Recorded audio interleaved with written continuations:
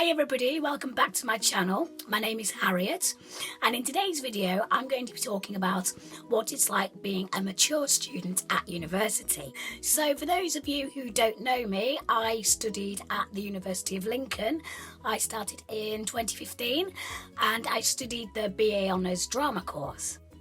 So I started uni when I was 21, and there's a number of reasons I did this. Firstly, because I wanted to wait a few years before going, because I knew for me, if I'd have gone at 18, I would have struggled, not just with the academic side of work, but living away from home, and I just wasn't maturely ready to go at 18. And also it was a financial situation as well. As we can all appreciate, going to university is very expensive.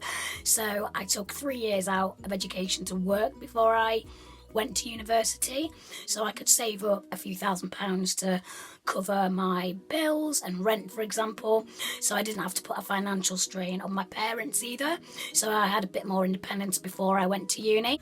I suppose one thing that was difficult to get my head around was living in halls for my first year, living with 18-year-olds who didn't cook, who didn't clean, who didn't appreciate that there was other people living in the flat who would come in at 2 o'clock, 3 o'clock in the morning, screaming and shouting their heads off.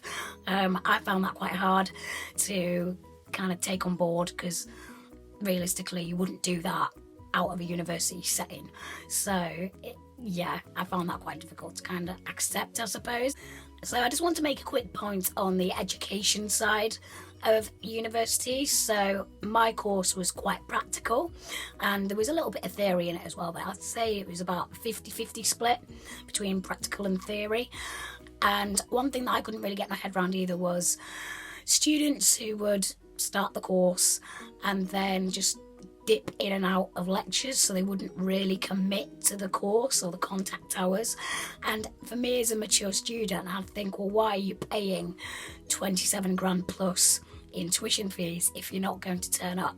So from a financial perspective as well, you appreciate the contact hours that you get at university. There could be a variety of reasons why a student isn't turning up to their lectures and workshops. They could be ill, or they might not just be getting on with a particular module, or they might simply just not like their course. And if that's the case, please go and talk to your head of school or go to the student union, because they'll be able to put measures in place to help resolve the issue, or maybe help you get extra help on a module, or even change course. It might just be not the field for you. If it is the case that you're not getting on with your course at all, and you're thinking, I really don't want to continue with this course, how can I get out of it? Please talk to your head of school, or go to the student wellbeing team or the SU, because they'll be able to put measures in place for you in order to switch course. It's very important that you seek help as early as possible. Go and talk to your module tutors, go and talk to the head of school, because if you're suffering and you're not seeking help for it, it's not benefiting you, it's not benefiting your course peers, and it's also not benefiting the university, because they're going to lose a place on that course. So make sure you ask for help.